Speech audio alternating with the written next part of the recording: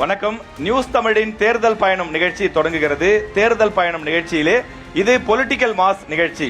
இந்த நிகழ்ச்சியை பொறுத்தவரையிலே நாங்கள் திருவள்ளூர் மாவட்டத்தில் தொடங்கி கன்னியாகுமரி மாவட்டம் வரை வந்திருக்கின்றோம்.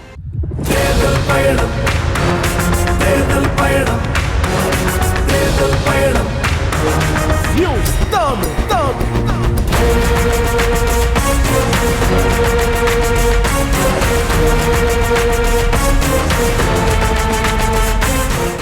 இந்த நிகழ்ச்சியிலே பங்கேற்பதற்காக திராவிட முன்னேற்ற கழகத்திலிருந்து மாண்புமிகு அமைச்சர் பால்வளத்துறை அமைச்சர் மனோ தங்கராஜ் அவர்கள் வந்திருக்கிறார். அவரை அன்புடன் வரவேற்கின்றோம்.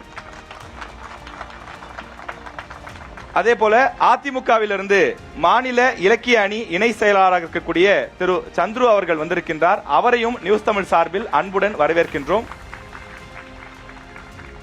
மேலும் நாம் தமிழர் கட்சியின் சார்பில் கிள்ளியூர் தொகுதியினுடைய சட்டமன்ற தொகுதி வேட்பாளராக அறிவிக்கப்பட்டிருக்கக்கூடிய ஹிம்லர் அவர்கள் வந்திருக்கின்றார். அவரையும் அன்புடன் நியூஸ் தமிழ் வரவேற்கிறது.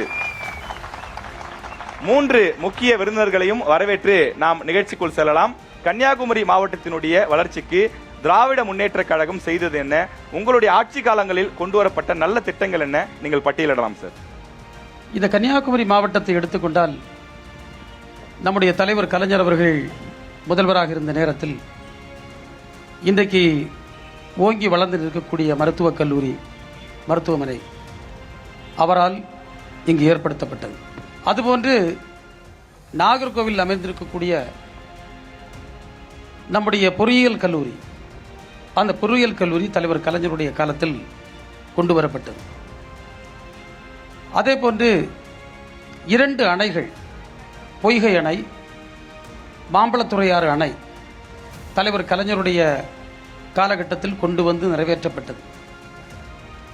அதே போன்று துறைமுகங்களை எடுத்துக்கொண்டால் நம்முடைய இன்றைய மாண்பு முதல்வர் அன்றைய உள்ளாட்சித்துறை அமைச்சராக இருந்தபோது குளச்சல்லே வந்து அடிக்கல் நாட்டினார். அதே போன்று தேங்காய்பட்டணம் துறைமுகத்தை அடிக்கல் நாட்டினார். அது நீண்ட காலம் பிறகு வந்த ஆட்சியில் அது கிடப்பில் போடப்பட்டு மெதுவாக அந்த வேலைகள் கடைசியாக நிறைவேறியது. இப்போது எடுத்துக்கொண்டால் நம்முடைய மாவட்டத்தில் 109 கோடி மதிப்பீட்டில் சுற்றுலா கட்டமைப்புகள் நாங்கள் ஏற்படுத்தி இருக்கின்றோம். இது வரலாற்றில் முதன்முறையாக இந்த அளவிற்கு நிதி ஒதுக்கீடு செய்யப்பட்டிருக்கிறது. குறிப்பாக குமரி கண்ணாடி பாலம், முட்டம் சுற்றுலா கட்டமைப்பு, மாத்தூர் சூழியல் பூங்கா, சிற்றாறு படகு தளம் பணிகள் நடைபெற்றுக் கொண்டிருக்கிறது. இப்படிப்பட்ட பணிகள் அடுக்கிக் கொண்டே போகலாம்.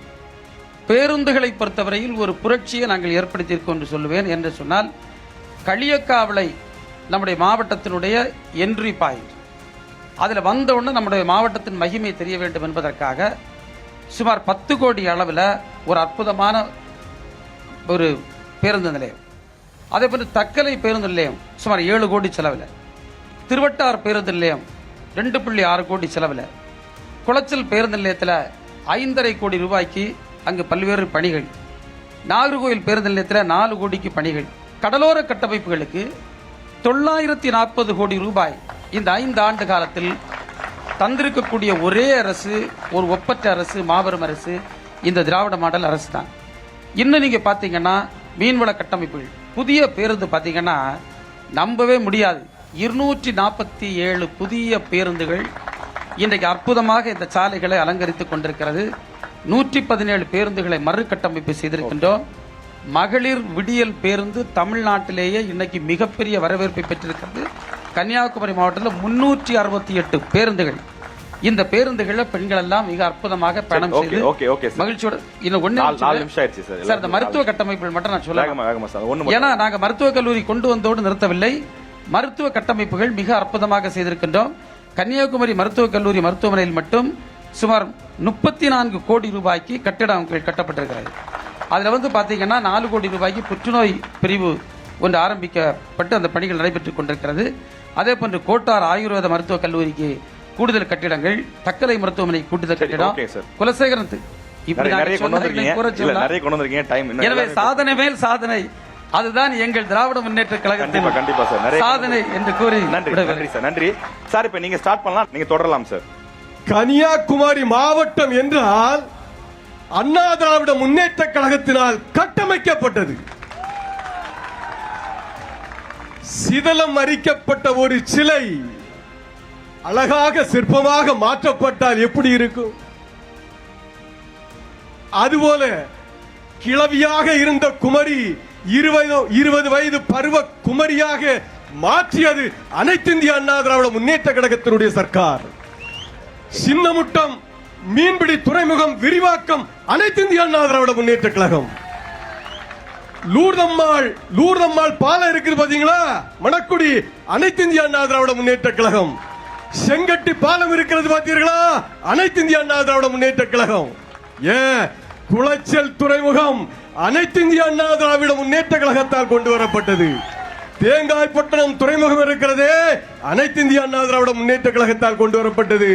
அதே போல அங்க ஒரு தனியார் துறைமுகம் இருக்கிறது முட்டத்திலே, அதற்கான அனுமதியை கொடுத்தது அனைத்திந்தியா அண்ணா திராவிட முன்னேற்ற கழகத்தின் அம்மாவினுடைய அரசு. இதோ கல்குளம் தாலுகா விளவங்கோட்டு தாலுகாவை பிரித்தது அண்ணா திராவிட முன்னேற்ற கழகம். இது போல சொல்லிக் கொண்டே போகலாம். 3 நிமிடம் அல்ல, 3 நாட்களால் நாங்கள் இங்கே பேசிக் கொண்டு இருப்போம். அதுதான் அனைத்திந்திய அண்ணா திராவிட முன்னேற்ற கழகத்தினுடைய சாதனை. நாம் தமிழர் கட்சியின் சார்பில் ஹிம்லர் அவர்கள் வந்திருக்கின்றார். நீங்கள் கன்னியாகுமரி மாவட்டத்திற்கு செய்தது என்ன? நாம் தமிழர் கட்சியால் கன்னியாகுமரி மாவட்டம் பெற்ற பயன்கள் என்ன? பட்டியலிடலாம். கடந்த 2022ஆம் ஆண்டு சித்திரங்கோடு பகுதியில் இருக்கக்கூடிய குவாரிக்குள் நியூஸ் தமிழ் செய்தியாளர்கள் அந்த குவாரியில் முறைகேடு நடக்கிறது என்பது அறிந்து நேரடியாக நேரலை செய்ய நியூஸ் தமிழ் செய்தி குழு அந்த இடத்தில் சென்றபோது குவாரி முதலாளிகளால் நியூஸ் தமிழ் செய்தியாளர்கள் அச்சுறுத்தப்பட்ட போது அந்த இடத்தில் அவர்களுக்கு துணையாக நின்றது நாம் தமிழர் கட்சி. கன்னியாகுமரி மாவட்டத்தினுடைய இதயமாக இருக்கக்கூடிய மேற்கு தொடர்ச்சி மலையை கொஞ்சம் கூட மனசாட்சி இல்லாம கொத்து கொத்தாக அறுத்து எடுத்து கேரள கடலில் கொட்டுகிற அந்த செயலை கண்டித்து எல்லை சாமிகளாக இந்த மண்ணில் இங்கிருந்து ஒருபடி மண்ணை கூட நாங்கள் கேரளாவுக்கு தரமாட்டோம் என்று சொல்லி கனிமவள கடத்தல் லாரிகளை சிறைபிடிப்பது தொடங்கி பலவிதமான போராட்டங்கள், இந்த கனிமவள கடத்தலுக்கு எதிராக 41 கட்ட போராட்டங்கள் நாம் தமிழர் கட்சி நடத்தியது மட்டுமல்லாமல் நாம் தமிழர் கட்சியின் தலைமை ஒருங்கிணைப்பாளர் சீமான் அவர்கள் பல முறை நேரடியாக இங்கே வந்து கனிமவள கடத்தலுக்கு எதிராக போராட்டங்களை முன்னெடுத்திருக்கிறார். இந்த இரண்டாவது சுற்றுல வந்து நான் சில கேள்விகள் கேட்கணும்னு நினைக்கிறேன் சார். அதுக்கு உங்களுக்கு குறுக்கிட்டு இருக்கீங்களா? சொல்லிருக்காங்க, நீங்க சொல்லலாம், நீங்க பேசலாம். குறுக்கிட்டு இருந்தா நீங்க சொல்லலாம். என்னுடைய தம்பி ஆவேசமாக பேசுவார். இங்கே நிறைய தம்பிமா இருக்க, தயவு செய்து வரலாறு படிங்க. நான் கல்லூரியில் மாணவனாக இருந்த காலகட்டத்தில் நடத்திய போராட்டங்களை 50 வயதை தாண்டிய உங்களுடைய தந்தைமார், உங்களுடைய அண்ணன்மார்கிட்ட நீங்க கேளுங்க. பேச்சிப்பாறை நீர் பாதுகாப்பு இயக்கம் என்ற ஒரு இயக்கத்தை துவங்கி அதற்காக 100க்கும் மேற்பட்ட பொதுக்கூட்டங்கள், அதற்காக பந்து, அதற்காக எல்லைக்கல் ஒழிப்பு போராட்டம், பல கைதுகளை கடந்துதான் அரசியல் களத்தில் நாங்கள் முதல் முறையாக கால் எடுத்து வைத்தோம். அரசியலில் வாய்மை பேசுவதற்கும் நேர்மை பேசுவதற்கும் ஒரு தைரியம் வேண்டும். அந்த தைரியம் எங்களுக்கு இருக்கிறது. தி கெசட் ஆஃப் இந்தியா, இந்த கெசட் ஆஃப் இந்தியா 2019ஆம் ஆண்டு திருத்தப்படுகிற நேரத்தில் நம்முடைய மாவட்டத்தில் இருந்த கோரிக்கைகளை நாங்கள் மிகப்பெரிய போராட்டங்களை முன்னெடுத்து 12 நாட்கள் நான் இரவும் பகலும் புலியூர் குறிச்சியில் போராட்டமாக இருந்து மாவட்ட நிர்வாகம் பேசியும் எழும்பாமல் இருந்து நாங்கள் அந்த கோரிக்கைகளை போட்டினோம். அவங்க உடனடியாக பிஜேபியும் அதிமுகவும் டெல்லிக்கு சென்று அந்த பாலிசியில ஒரு சேஞ்ச் கொண்டு வராங்க. இது எப்போ, எந்த வருஷத்துல சொல்றீங்க? இது வந்து 2019 கொண்டு வந்து 22ல 2019 கொண்டு வராங்க. ஓகே சார், இது கொண்டு வந்த பிறகுதான் இந்த கோரிக்கைகளை வந்து சரி ஓகே நீங்க சொல்ல வரது எனக்கு புரிஞ்சுச்சு சார். ஆனா நம்ம 5 ஆண்டுகள்ல நம்ம ஆட்சியில மாற்றங்கள் ஒரு நிமிஷம் கூட்ட முடியாது. ரெண்டாவது, 2021ல நான் அமைச்சராக பொறுப்பேற்ற போது கன்னியாகுமரி மாவட்டத்தில் இருந்த குவாரிகள் 43. இதுல 38 குவாரிய பூட்டினது யார்? நீங்களா நாங்களா? நான் கேட்கிறேன். நாங்கள் பல பொதுநல வழக்குகளை போட்டிருக்கிறோம். பொதுநல வழக்குகளை இம்ப்ளீட் பெட்டிஷன் போட்டு உள்ள போயிருக்கோம். நாம் தமிழர் கட்சி இதுக்காக ஒரு இம்ப்ளீட் பெட்டிஷன் அது ஹைகோர்ட்ல போட்டுதான். அதுக்கு ஒரு பதில் மட்டும் வாங்க. இல்ல இல்ல ஒரு பதில் வாங்கிடலாம் சார். நிறைய இதற்கு குற்றச்சாட்டு என்ன சொல்லிட்டோம். சட்ட போராட்டம் நடத்துறார்கள் வேண்டாம். இந்த உண்மையாவது பேசுனாங்களா? Okay. இது வந்து பிஜேபி அரசு கொண்டு வந்த அமெண்ட்மெண்ட், அப்ப கவர்மெண்ட் ஏடிஎம்கே இவ்வளவு உண்மையை பேசுவதற்கு இவ்வளவு தைரியம் இருந்ததா? இந்த ஜிஎஸ்டி ஆக்ட் 2017 ஜிஎஸ்டி ஆக்ட் படிங்க தம்பி. ஜிஎஸ்டி ஆக்ட் சொல்லுது India as a single market, India ஒரே சந்தை. ஒரு மாநிலத்திலிருந்து இன்னொரு மாநிலத்திற்கு எந்த பொருள் மைன்ஸ் அண்ட் மினரல்ஸும் சேர்த்து கொண்டு போனாலும் அதை தடை செய்வதற்கு மாநிலங்களுக்கு உரிமை இல்லை. நீங்க சொல்லுங்க, அவர் வைக்கிற குற்றச்சாட்டுக்கு உங்களுக்கு பதில் இருக்கா? நீங்க ஏன் நீதிமன்றத்துக்கு போல? நாங்க இத்தனை குவாரிகளை மூடி இருக்கிறோம் சொல்லி சார் புள்ளிவரங்களோட சொல்றாரு. இல்ல இல்ல, காலம் ஆட்சி அதிகாரத்தில் இருந்து அமைச்சராக இருக்கக்கூடிய ஒருவர் எப்போது தீர்வை கொடுக்காமல் விளக்கத்தை கொடுத்துக் கொண்டிருக்கிறாரோ அப்போதே அவர் தன்னுடைய தோல்வியை இல்ல, அவர் தீர்வு தானே விளக்கமா சொல்றாரு. நாங்க மூடி இருக்கோம்னு சொல்றாரு, நீதிமன்றத்துக்கு போயிருக்கேன்னு சொல்றாரு. நான் சொல்றேன், குவாரியை மூடி இருக்காங்க, நீ தீர்வு தானே வழக்க சொல்றேன். குவாரியை மூடி இருக்காங்க, அதுதான் தீர்வு. அண்ணன் மனோ தங்கராஜ் அவர்களுடைய தீர்வு என்பது பூட்டியது தீர்வுதான். மதிப்பிற்குரிய மனோ தங்கராஜ் அவர்களுடைய வீட்டு பக்கத்துல இருக்கக்கூடிய கருங்கல் குவாரியை யார் மூடியது? வழக்குப்பட்டது நான். எப்ப போட்டீங்க வழக்கு? யார் குவாரியை மூடியது? நட்டாலம் குவாரிக்கு என்ன வழக்கு போட்டீங்க? நட்டாலம் குவாரிக்கு ஊர் மக்கள் உங்களை அணுகிய போது நீங்க கருங்கல் பேச மாட்டாங்க. கருங்கலுக்கு யார் கோர்ட்டு பேச யார் நீதிமன்றத்துக்கு? நான் தான் நீதிமன்றம். அண்ணாதுரை நீதிமன்றத்துக்கு கருங்கல் குவாரி நட்டாலம் குவாரி வழக்கில் நட்டாலம் குவாரி வழக்கில் ஒரே ஒரு கேள்வி கனிம வளத்துறை துணை இயக்குனர் அண்ணாதுரை யாரு? அவரை ஏன் நீங்கள் சஸ்பெண்ட் பண்ணீங்க? அண்ணன் மனோ தங்கராஜ் அவர்கள் பதில் சொல்லுங்க. அண்ணாதுரை கனிம வளத்துறையினுடைய துணை இயக்குனர், கனிம வளத்துறையினுடைய துணை இயக்குனர் மாவட்ட ஆட்சியர் அவர்கள் நீதிமன்றத்துடைய உத்தரவை தொடர்ந்து நட்டாலம் குவாரியில அவர்கள் வந்து ஆய்வறிக்கை சமர்ப்பிக்கிறாங்க. அந்த ஆய்வறிக்கையை திருத்துறாரு. மாவட்ட ஆட்சியருடைய உத்தரவை திருத்துகிறார் யாரு? ஏடி மைன்ஸ் அண்ணாதுரை. சரி, தொடர்ந்து பேசுறீங்க. இப்படி ஒரு குற்றச்சாட்டு வைக்கிறீங்க, பதில் சொல்ல வாய்ப்பு இல்லை. மாவட்ட மாவட்டத்துடைய கனிம வளத்துறையினுடைய துணை இயக்குனரே தெரியல. அப்ப எப்படி நீங்க மாவட்ட அமைச்சரா இருக்கீங்க? ஒரு நிமிஷம், பதில் கனிம வளத்துறையினுடைய ஒரு அதிகாரியே தெரியாம ஒரு அமைச்சரா? குற்றச்சாட்டு வச்சிட்டீங்க, ஒரு நிமிஷம் மைக்கு கீழ வச்சீங்கன்னா அவர் பதில் சொல்லுவாரு. சார், ஒரு குற்றச்சாட்டு இல்ல, அவர் நாம் தமிழர் கட்சி வழக்கு நீங்க மட்டுமே பேசுறாங்க. நட்டாலம் குவாரியை பூட்டுவதற்கு கடிதம் கொடுத்து அந்த டீமை வரவழைச்சது மனோ தங்கராஜன் உள்ளத நான் எழுத்து ப்ரூஃப் பண்ணா இவன் அரசியல் விட்டு முடிவு இவங்க தாமதம் அரசியல் விட்டு போயிருமா? நான் வந்து கடிதங்களோட proof It was conducted on my request. என்னுடைய வேண்டுதலின் பேரில் நீதிமன்றத்துக்கு போறாங்க. பாலராஜ் அவர்கள் நீதிமன்றத்துக்கு போறாரு. ஊர் மக்கள் வழக்கு தொடுத்து தான் அது தீர்ப்பு வந்தது. நான் ட்ரோன் சர்வே உண்மைக்கு புறம்பான கருத்து. ட்ரோன் சர்வே கொண்டு வந்தது. நீதிமன்றத்தில் ஊர் மக்கள் நீதிமன்றத்தில் வழக்கு தொடர்ந்த பிறகு நீதிமன்றத்துடைய உத்தரவுக்கு மாவட்ட ஆட்சியர் போறாங்க. Has anyone has the courage to answer? தமிழ்ல பேசலாம், இங்க எல்லாமே தமிழ்ல பேசலாம். இதெல்லாம் விடப்பா. சரி, ஓகே ஓகே தமிழை வளர்த்த திராவிட சரி, ஓகே கேள்வி கேட்டுட்டீங்க, அவர் பதில் சொல்றாரு. ஒரு நிமிஷம் அமைதியா இருங்க. ஒரே நிமிஷம் இவரு கருத்துப்பட கேட்டு வந்தார். ஒரு நிமிஷம் சார். இப்ப திமுக அதே மாதிரி நாம் தமிழர் ரெண்டு பேரும் குவாரி பிரச்சனை தான் சொல்லுங்க. ஆமா, அது உங்களுடைய கருத்து என்ன? அதாவது நண்பர்களே, ஒரு நிமிஷம், மலைக்கலன் என்ற ஒரு சினிமா உண்டு. எங்களுடைய புரட்சி தலைவர் எம்ஜிஆர் நடித்த படம். இன்று கன்னியாகுமரி மாவட்டத்தில் மலை கொள்ளையர்களாக இருக்கிறார்கள் ஆட்சியாளர்கள். இது மறுக்க முடியுமா? இல்ல 2011-21 2011-21 அமைச்சர் சொன்னார்ல, சந்துரு சார் சொன்ன கருத்தை சொல்றேன். அந்த கொள்ளையில் திமுக அதிமுக பாகுபாடு இல்ல. போய் தகவல் ஒரு நிமிஷம், போய் தகவலை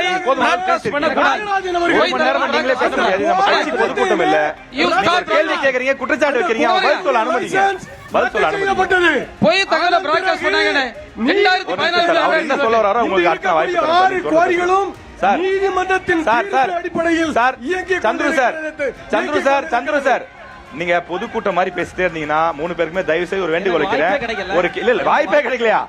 இல்ல நீங்க தான் இவ்வளவு நேரம் ஃபுல்லா பேசுறீங்க இது. ஒரு நிமிடம் ஓகே வாங்கிக்கோங்க. இன்னைக்கு அதிகாரம் தம்பி, பண்ணீங்க நீங்க கவர்மெண்ட் 5 ஆண்டு காலம் அமைச்சரா வித் இருந்துட்டு ரெக்கார்ட் விளக்கம் தர்றீங்கன்னா வித் ரெக்கார்ட் இது என்ன கவர்மெண்ட் Correct, இத sir. பேசுறதுக்கு எனக்கு வாய்ப்பு கூட இல்லை. பேசிட்டே இருக்கீங்க. கவர்மெண்ட் மனோ தங்கராஜ் அவர்கள் கடந்த ஆட்சி காலத்தில் நாம் தமிழர் கட்சி விவாதத்துக்கு வந்திருக்கீங்களா? எதிர்க்கட்சியினுடைய இல்ல சட்டமன்ற வந்து உறுப்பினராக இந்த இருந்தபோது வார்த்தை சிதைப்பதற்காக வந்திருக்கீங்களான்றதா இப்ப என்ன ஒரு கேள்வி. அமைச்சர் பேசுறதுன்னா முதல்ல அப்புறம் அவர் அமைச்சர் வந்திருக்காரு பதில் சொல்றாருல. அப்ப நாம கேள்வி கேட்டுட்டு இருக்கோம். நீங்க கேள்வி கேட்டிருக்கீங்க, அவர் பதில் சொல்ல அனுமதிக்கணும்ல. போய் தொடர்ந்து பேசிட்டே இருந்தீங்கன்னா எப்படி? போய் தான் இவங்க வாழ்க்கை. தைரியம் இருந்தால் தைரியம் இருந்தால் சவாலாக நான் இந்த விஷயத்தை எங்களோட நேரடி விவாதிக்கணும். ஒரு நிமிஷம். பொறுமையா கூச்சல் போடாம எத்தனை மணி நேரம் நினைக்க அவரை நோக்கி எத்தனை நீங்க மணி கேள்வி நேரம் எழுப்பிருக்கீங்க, அவர் பதில் சொல்ல இவங்க- அனுமதிங்க. இந்த ஒரு மாவட்டத்துக்கு நிமிஷம், நாங்கள் செய்திருக்கிற தியாகத்தையும் இவர் செய்திருக்கூடிய நீங்க நம்ம பேசிட்டே இருந்தீங்கன்னா இது சரியில்லை. இது பொதுக்கூட்டம் இல்ல. ஒன்றிய அரசுன்னு சொல்றாங்க. இவங்க ஒன்றிய அரசுக்கு எதிராக நடத்திய போராட்டங்கள் என்ன? சட்டமன்றத்தில் எத்தனை தீர்மானங்கள் போட்டாங்க? இது நாம் தமிழர் கட்சி பொதுக்கூட்டம் இல்ல. இது நாம் தமிழர் கட்சி பொதுக்கூட்டம் இல்ல. நீங்க ஒத்துழைப்பு தரணும். இப்ப எனக்கு ஒரு கேள்வி இருக்கு. இப்ப ரெண்டு கட்சியிலுமே இப்ப என்ன குற்றச்சாட்டு சொல்றாங்கன்னா, தொடர்ந்து கனிம வள கொள்ளை கன்னியாகுமரியில தொடர்ந்து நடந்துட்டு இருக்கு அப்படின்னு சொல்றாங்க. இது 5 ஆண்டு கால ஆட்சியில மட்டும் இல்ல, கடந்த 10 ஆண்டு காலம் நம்முடைய ஆட்சி நடந்தது. அப்பயும் தான் இந்த கனிம வள கொள்ளை நடந்திருக்கு. இப்ப நீங்க என்ன சொல்றீங்க? ஆட்சியாளர்கள் கண்டெய்னர் அங்க இருந்து வெளிநாட்டுக்கு போன வெளி மாநிலத்திற்கு லோடு போச்சா? ஆயிரக்கணக்கான லோடுகள் இங்கிருந்து வெளி மாநிலத்திற்கு போய் கொண்டிருக்கிறது. அண்ணா திராவிட முன்னேற்ற கழகத்தில் நடந்ததா? அந்த ஆட்சியின் போது நடந்ததா? அந்த தவறான தகவலை சொல்லக்கூடாது. சார் அதிமுக ஆட்சி காலத்துல 2011 இருந்து 21 வரைக்கும் 10 வருஷம் கன்னியாகுமரியில கனிம வள கொள்ளை நடைபெறவே இல்லைன்னு சொல்றீங்களா? கொள்ளை நடந்து கொண்டிருக்கிறது. நடந்ததா இல்லையா? நடந்ததா இல்லையா? அவ்வளவு கேள்வி சார். ஆம் இல்லை, ரெண்டே பதில் தான். 10 ஆண்டு காலத்துல கன்னியாகுமரியில கனிம வள கொள்ளை நடந்ததா நடக்கலையா?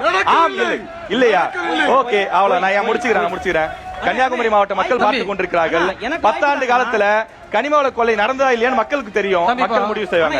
உண்மையிலேயே நடக்கலன்னா மக்கள் கண்டிப்பா உங்களை பாராட்டுவாங்க. 2023 செப்டம்பர் 9 அன்னைக்கு 10 வீலுக்கு மேலுள்ள வண்டிகளை கன்னியாகுமரி எல்லையை தாண்டி நாங்கள் அனுமதிக்க மாட்டோம்னு நம்முடைய மாண்பு முதல்வருடைய உத்தரவை பெற்று டிரான்ஸ்போர்ட் கமிஷனர் மூலமாக கெசட் நோட்டிபிகேஷன் கொடுத்து 10 வீலுக்கு மேற்பட்ட வண்டிகளை நாங்கள் ஸ்டாப் பண்ணோம். இப்ப கன்னியாகுமரி மாவட்டத்துல இந்த 5 வருஷத்துல சட்டவிரோதமா கனிம வள கொள்ளை நடக்குதா நடக்கலையா? 100% இல்ல. 100% இல்ல. Right, okay. இது முடிஞ்சது. ஓகே, இல்ல. மக்கள் பாத்துட்டு இருக்காங்க. உண்மைனா கட்டாயமா உங்களை மக்கள் பாராட்டுவாங்க. இல்ல அப்படின்னா கண்டிப்பா மக்கள் அதுக்கேத்த மாதிரி எதிர்வினை சொல்லுவாங்க. சட்ட விரோதம். ஓகே, என்ன விரோதம்? சட்ட விரோதம். தம்பி, இன்னைக்கு மனோல விபத்து. சரி, ஓகே. அவரு எல்லா கேள்விக்குமான பதிலா சொல்லிட்டாரு. என்ன அப்படின்னா கனிம வள கொள்ளை சட்ட விரோதமா நடக்கல, நடக்கிறது சட்டத்துக்கு உட்பட்டு நடக்குதுன்னு சொல்லிட்டாங்க. இதுல எது உண்மைன்றதை மக்கள் பாத்துட்டு இருக்காங்க. மக்கள் முடிவு படிங்க. மக்கள் முடிவு பண்ணிப்பாங்க. பதிலே முடிஞ்சிருச்சு சார். 2021 சார், அப்போது எதிர்க்கட்சி தலைவர் இப்ப இருக்கக்கூடிய தமிழக முதலமைச்சர் அவர்கள் 2 முறை இங்க சுற்றுப்பயணம் மேற்கொண்டு பிரச்சாரம் செய்தாரு. அப்ப 10க்கும் மேற்பட்ட வாக்குறுதிகளை கன்னியாகுமரி மாவட்ட மக்களுக்கு இந்த 5 வருஷத்துல செஞ்சு கொடுக்குறேன் அப்படின்னு சொன்னாரு. நம்ம ரொம்ப லென்த்தா வேணா, ரேபிட் ஃபயர் மாதிரி ஆமா இல்ல பதில் மட்டும் வேணும்னு எதிர்பார்க்கிறேன் சார். கன்னியாகுமரியில் ஐயா வைகுண்டர் ஆராய்ச்சி மையம் அமைக்கப்படும் 5 ஆண்டுகளுக்குள்ள கட்டித்தரணும்னு சொல்லியிருந்தாங்க. வந்துருச்சா சார்? அதை பற்றி விரிவான ஒரு அறிக்கை கேட்டிருக்கோம். அது எப்படி கொண்டு வர வேண்டும் என்பதில் பலதரப்பட்ட கருத்துக்கள் இருக்கிறது. அந்த எல்லோருடைய கருத்துக்களையும் பெற்று அதற்கான ஒரு முடிவை எடுக்கலாம் என்ற முடிவை தமிழக அரசு எடுத்துள்ளது. அது முழுமையான அந்த பணி முன்னேற்றத்தில் தான் இருந்துட்டு இருக்குது. சரி, ஓகே. இன்னும் ஒரே ஒரு கேள்வி சார். நாகர்கோயில்ல தொழில்பேட்டை கொண்டு வரப்படும் அப்படின்னு சொல்லியிருக்காரு. முதல் கட்டமாக நியோ டைடல் அமைப்பதற்கு 49 கோடி ரூபாய் ஒதுக்கீடு செய்து டெண்டர் விடப்பட்டு வேலைகள் மாண்பு முதலமைச்சரால் தொடங்கி வைக்கப்பட்டு விட்டது. வேலை நடக்குது. இது முதல் கட்டம். அடுத்த 2.0 ஆட்சி. நீங்க மினி டைட்டில் பார்க் சொல்றீங்களா? திரும்ப இது கூட்டம் மினி டைட்டில் பார்க் சொல்றீங்களா? எஸ். இல்ல, அது மினி டைட்டில் பார்க்ல மிஞ்சி போனா ஒரு 500 இருந்து 1000 பேருக்கு வேலை வாய்ப்பு கிடைக்கும். வெறும் 38 கோடி தான் ஒதுக்கீடு. ஒரே நிமிஷம். 38 கோடியில எவ்வளவு பேருக்கு வேலை வாய்ப்பு நம்ம கொடுக்க முடியும் சார்? அதாவது கன்னியாகுமரி மாவட்டத்தை பொறுத்தவரை நம்முடைய வின்ஃபாஸ்ட் தொழிற்சாலை 400 ஏக்கர் நிலம், 400 ஏக்கர். ஒரு எஸ்சி செட்டுக்கு 2500 ஏக்கர் நிலம். நம்முடைய கேரளாவில் கூட டைடல் பார்க்கு 780 ஏக்கர் நிலம். கன்னியாகுமரி மாவட்டத்தில் அந்த அளவுக்கு பெரிய மெகா மேனுபேக்சரிங் யூனிட் எல்லாம் கொண்டு வரக்கூடிய இடம் நமக்கு இல்லை. திமுக வாக்குறுதி கொடுக்கும், வாக்குறுதி செய்யும், வாக்குறுதி மீறியும் செய்து. சரி, ஓகே ஓகே ஓகே ஓகே, பதில் பெறப்பட்டது. ஓகே, அப்படி இல்ல சார். மாண்புமிகு தொழில்துறை அமைச்சர் சிட்கோ நிறுவுவதற்கு அரசாணை பிறப்பித்து அந்த பணிகள் நடந்து கொண்டிருக்கிறது. அதுக்கு தேர்வு செய்யப்பட்ட இடம் சதுப்பு நிலம் இருக்கிறது என்று அதுக்கு எங்களாலே என்வாயன்மெண்ட் கிளியரன்ஸ் வாங்க முடியாதனால அது என்ன செய்யுது, அந்த வேலை டிராகன் போயிட்டு இருக்கு. சிட்கோ கொண்டு வருவதற்கு அதுலேயும் டூரிசத்தை மையப்படுத்தி ஒரு சிட்கோ கொண்டு வருவதற்கான ஆக்கப்பூர்வமான பணிகள் அரசாணை பிறப்பிக்கப்பட்டு நடவடிக்கையில் இருக்கிறது. சார், இப்ப அதிமுக கிட்ட இப்ப என்ன கேள்வி அப்படின்னா, இப்ப கன்னியாகுமரி தமிழ்நாட்டிலேயே அதிகமான மீனவர்கள் வசிக்கக்கூடிய ஒரு முக்கியமான பகுதியா இருக்கு. கிட்டத்தட்ட 1.5 லட்சம் மீனவர்கள் இங்க வசிக்கிறாங்க. இப்ப மீனவர்களுக்கான பல கோரிக்கைகள் இருக்கு. குறிப்பா அந்த ஹெலிகாப்டர் கொண்டு வந்து கட்டக்கூடிய தளம் வேணும் அப்படிங்கிறது நீண்டகால கோரிக்கை. நம்ம ஆட்சியிலும் கூட அந்த கோரிக்கையை சொல்லியிருந்தோம், ஆனா அதை கொண்டு வரலங்கிறாங்க. மீனவர்களுடைய மேம்பாட்டுக்காக அதிமுக எடுத்த நடவடிக்கை என்ன கன்னியாகுமரியில? அதாவது இங்க கன்னியாகுமரி ஆரோக்கியபுரம் முதல் நீரோடி வரை அனைத்து இந்திய அண்ணா திராவிட முன்னேற்ற கழகத்தின் ஆட்சி காலங்களில் தான் அதற்கான தூண்டில் வளைவு போடப்பட்டது. இல்ல, தூண்டில் வளைவு இந்த ஆட்சியிலும் போட்டிருக்காங்க. மீனவர்களுடைய வாழ்வாதாரத்துக்கான பிரச்சனைங்கிறது இங்க நிறைய பிரச்சனை இருக்கு. உங்களுக்கு தெரியாது இல்ல, நீங்க இதே மாவட்டத்தை சேர்ந்தவர். அவங்க காணாம போனாங்க அப்படின்னா அவங்கள சீக்கிரமா ஏர் ஆம்புலன்ஸ் மாதிரி கொண்டு வந்து, இது திராவிட முன்னேற்ற கழகத்தினுடைய ஒரு வாக்குறுதி 2020. இல்ல, நம்ம ஆட்சி காலத்துல என்ன பண்ணிருக்கோம், உடனே இங்க ஒரு அதாவது மாயமான மீனவர்களை கண்டுபிடிப்பதற்கு இங்கே ஒரு ஹெலிகாப்டர் தளம் அமைக்கப்படும். மீனவர் இணையத்தின் மூலமாக ஹெலிகாப்டர் 10 ஆண்டு கால ஆட்சியில அதிமுக ஆட்சியில ஏன் செஞ்சு தரல? மீனவர்கள் மேல அக்கறை இல்லையா? 10 ஆண்டு கால ஆட்சி என்று சொல்லுகின்ற பொழுது எங்களுடைய புரட்சி தமிழர் ஐயா எடப்பாடி ஆளுகின்ற அந்த காலகட்டத்திலே மிகப்பெரிய கொரோனா என்ற ஒரு மிகப்பெரிய கொடுமையினால் ஐயா, அது 2 வருஷம் ஐயா, அது 2020-21 10 வருஷம் ஆட்சியில் இருந்தோம். 2 வருஷம் மைனஸ் பண்ணிடலாம், 8 வருஷம் இருக்கு. இந்த மக்களுக்கு தேவையான அடிப்படை கட்டமைப்பு வேண்டாமா? முதல்ல அடிப்படை கட்டமைப்புகளை உருவாக்கியது இந்த அனைத்து இந்திய அண்ணா திராவிட முன்னேற்ற கழகம் தானே. சரி, அதற்கான டைம் வேண்டாமா? இப்ப மீனவர்கள் பிரச்சனை பத்தி சொன்னீங்க, மாணவர்கள் பிரச்சனைக்கு வருவோம். படிச்ச இளைஞர்களுக்கு வேலை வாய்ப்புக்கு அதிமுக ஆட்சியில என்ன செஞ்சீங்க? கன்னியாகுமரி மாவட்டத்தை பொறுத்தளவில் இது ஒரு இயற்கை ஒரு வேளாண் மாவட்டம். எங்கு நோக்கியாலும் இங்க அந்த பக்கம் பாத்தீங்கன்னா கடல் பரப்பு, இங்கே கம்ப்ளீட்டா மலைப்பரப்பு. இதுதான் உண்மை. இதுல முதல்ல மக்களுக்கு அடிப்படை என்ன தேவை, அவங்களுடைய வாழ்வாதாரம் என்ன, அதற்கான பணிகளை தான் அண்ணா திராவிட முன்னேற்ற கழகம் செய்தது. அதுபோல அவர்கள் கல்வி படிப்பதற்காக இங்கே கொண்டு வந்திருக்கக்கூடிய மூகாம்பிகம் மருத்துவக் கல்லூரி அண்ணா திராவிட முன்னேற்ற கழகத்தினுடைய இருக்கக்கூடிய பல சயின்ஸ் காலேஜ்கள் அண்ணா திராவிட முன்னேற்ற கழகத்தினுடைய ஆட்சி. இந்த கட்டமைப்பை அடுத்த கட்டம் இந்திய அண்ணா திராவிட முன்னேற்ற கழகம் இருந்தால் வேலை வாய்ப்பு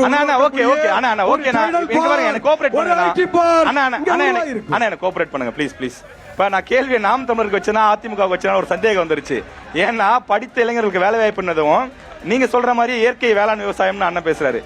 ஏன்னா விவசாயம் சார்ந்த மாவட்டம் மாணவர்களுக்கு அப்படிங்கிறப்ப சரி ஓகே, அவருக்கு விவசாயம் சார்ந்த மாவட்டம்ங்கிறதுனால டெக்னாலஜி யூஸ் பண்ணி மாணவர்கள் ஏன் விவசாயம் செய்யக்கூடாதா அப்படிங்கிற பொருளை சொன்னதா நான் எடுத்துக்கிறேன். மக்கள் பார்த்திருக்காங்க, மக்களும் முடிவு செய்வாங்க என்னங்கிறத. நன்றி. இப்ப நாம் தமிழருக்கு எனக்கு ஒரு கேள்வி இருக்கு, நீங்க அடுத்து வந்துடலாம். இப்ப இவங்களுக்கெல்லாம் ஒரு கேள்வி கேட்டிருக்க, 2 கேள்வி உங்ககிட்ட ஒரு கேள்வி இருக்கு. இந்த நாம் தமிழர் கட்சி சார்பில் வரைவு அறிக்கை மேனிபெஸ்டோ வெளியிடப்பட்டிருக்கு. அண்ணன் சீமானவர்கள் 426 பக்கத்துல ஒரு பெரிய தேர்தல் வாக்குறுதியை ஏற்கனவே முதல் கட்சியா நீங்க வெளியிட்டு இருக்கீங்கன்னு நினைக்கிறேன். மொத்தமா ஏற்கனவே 2 கட்சியும் சொல்லிட்டு இருக்காங்க, முழுமையா வெளியிட்டு இருக்கீங்க 49 பிரிவுல.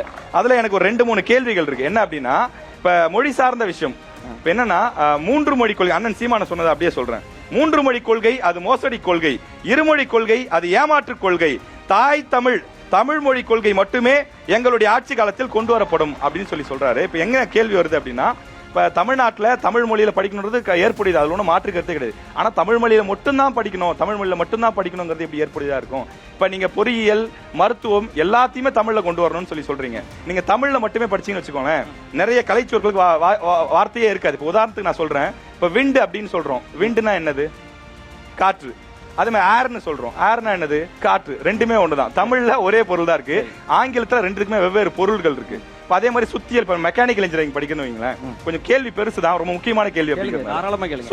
சுத்தியல் அப்படின்னு சொல்லுவோம். இப்ப ஆங்கிலத்துல ஹேமர் அப்படின்னு வரும். ஹேமருங்கிறது தெரியாமலே அந்த தம்பி 1ல இருந்து 12 வரைக்கும் தமிழ்ல படிச்சிருவாரு. இப்ப பொறியியல் மெக்கானிக்கல் படிக்கிறாருன்னா அதையும் முழுக்க இப்ப நீங்க பொறியியலுங்கிறனால டிப்ளமோ பார்த்திருப்பீங்க. டிப்ளமோ தமிழ் மீடியத்துல படிச்சுட்டு அவன் இங்கிலீஷ் மீடியம் வரப்ப எவ்வளவு தடுமாறுறான் நீங்க பாத்திருக்கீங்கல்ல. அப்ப இது எப்படி சாத்தியம்? ஒரு மொழி மட்டுமேங்கிறீங்களே, ஏன் திமுக அதிமுகவுடைய கொள்கையை நாம் தமிழர் ஏற்கக்கூடாது? இருமொழி கொள்கையை ஏன் ஏற்கக்கூடாது? நாம் தமிழர் கட்சி தமிழை மட்டுமே படிப்பதா அப்படின்னு சொல்றீங்க. அப்படி கிடையாது. நீங்க இயற்பியலை தமிழ்ல படிங்க, வேதியியலை தமிழ்ல படிங்க, எல்லாத்துலயுமே தமிழ்ல படிங்க. பாடத்தை நீங்க இப்ப நான் உங்களுக்கு சொல்றேன், ஒவ்வொரு பாடத்தையும் எதுக்கு நீங்க ஆங்கிலத்துல படிக்கிறீங்க? ஆங்கிலத்தை படிங்க. நீங்க ஆங்கிலம் என்கிற தனி பாடம், அது ஒரு மொழி, அந்த மொழியை நீங்கள் படிங்க, அதை நாங்க சொல்லிக் கொடுப்போம். ஆனா எல்லா பாடத்தையும் ஆங்கிலத்துல தான் படிக்கணும்னா எதுக்கு? காரணம் என்னன்னா, இல்லையே நீங்க ஒரு மொழி கொள்கைன்றீங்க. ஒரு மொழி கொள்கைனா எல்லாமே தமிழ்ல தான் இருக்கும். எல்லாமே தமிழ்ல படிச்சீங்கன்னா நீங்க எப்படி வேலைக்கு போவீங்க? எப்படி வேலைக்கு போவீங்க? மற்ற மொழிகளை எல்லாம் தடை செய்து விடுவோம்னு சொன்னோமா?